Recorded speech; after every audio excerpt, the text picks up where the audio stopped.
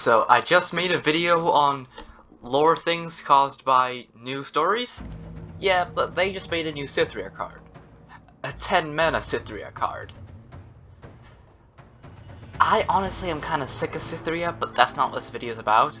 I'm more of a Noxus guy, because I don't really see the point in showing a basically proto-Nazi Germany as heroic, but anyway. She already has 4 cards. Cithria Card Field, Vanguard Squire, which is actually I'm pretty sure in the flavor text. Yeah, it's literally her.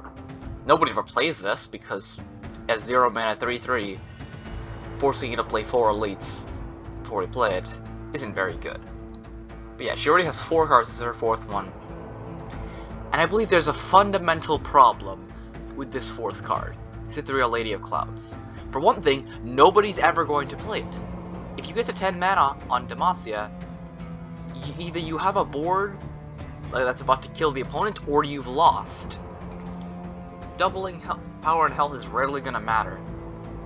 And since it's basically a brick for turns 1 through 9, which is when Demacia wants to be playing, they want to play things on curve, it just doesn't do, like, it's certainly a flashy card, doubling stuff and giving them all challenger, but it's just not really, it's not really worth it to play this in your deck. There's better finishers that cost less.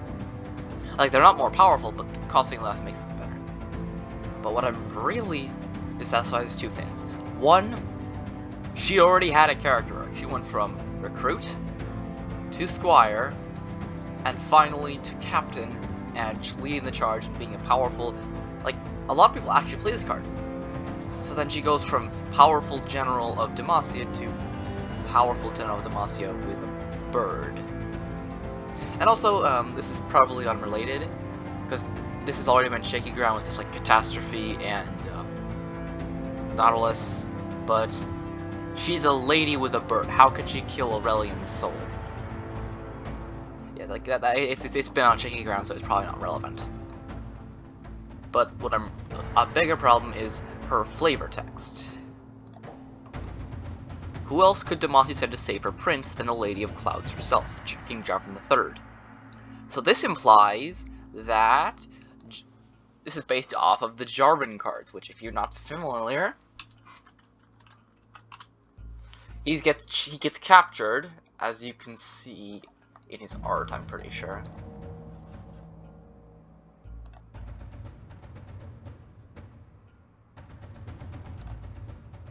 At least somewhere it's mentioned that he gets captured. Yeah, he's surrounded by Noxians because he's an idiot.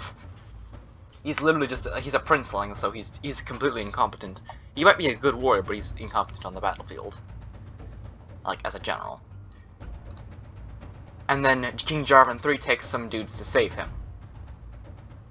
And I'm pretty sure there's like a squire who is like the one who said, oh, by the way, your idiot prince got captured. So that's what she's coming to save him from being an idiot. Except here's the thing. This is at the end of her character arc. But we have a story that literally has her in it. It literally says Cithria, right after the Mage Rebellion, where she's still a squire.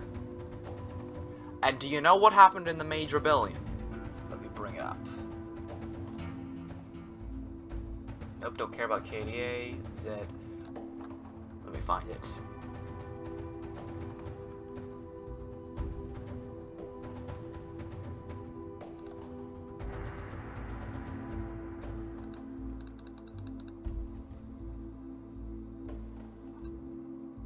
Yeah, King Jarvan III, he dies in sometime during the Mage Rebellion.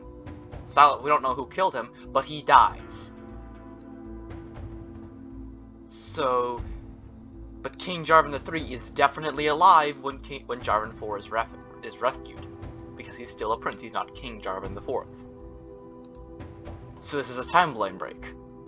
Cithria is at the end of her character arc, basically the best warrior in Demacia, except we have a story that's after that we have a story that should canonically come after, but she's still a squire.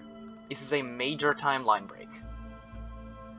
And as I said before, this doesn't really do much to her character other than give her a bird. She's already in her Cithria the Bold art, and card, one of the best card. Like she's literally one of the most played cards in Demacia. Like one of the most played followers. Let me clarify that, followers. The most played cards are like single combat and stuff like that. And I might even be overstating that. So you simply, it's just a major break, and on top of that, the card doesn't have a very good backing to begin with because it doesn't do much for her character.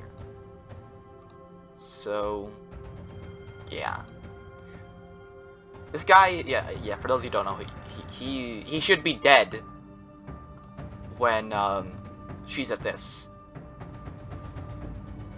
Except, so yeah, if they had simply left like her at Cithria the Bold, there wouldn't have been any problem, because like, okay, she comes in, she becomes this during the Mage Rebellion, like the end of the Mage Rebellion, which we haven't actually seen yet. And then she leads the charge against the mages, blah blah blah blah blah. Heroism, Demacia, blah blah blah. Except this places that before the Mage Rebellion, which means this story cannot happen. And I think I'm starting to repeat myself, so yeah. There's just like, you put it. Let me bring my attention to the back to the character arc. Like, this is a compelling character arc. I can see what people like this character. I personally don't, because she's upholding a fascist monarchy that executes its own citizens for just being different. But as a character arc, she goes from a little, like, a person, like basically a young girl just about to join the military, to a squire, like basically holding the swords of bigger person, and then finally she goes to, you know, being a general. And then this leaves this as nowhere left to go, but oh, she gets a giant bird. But yeah, that's all I've got to say, so until next time, my name is Darkenblade Gaming, and I hope you all have a great day.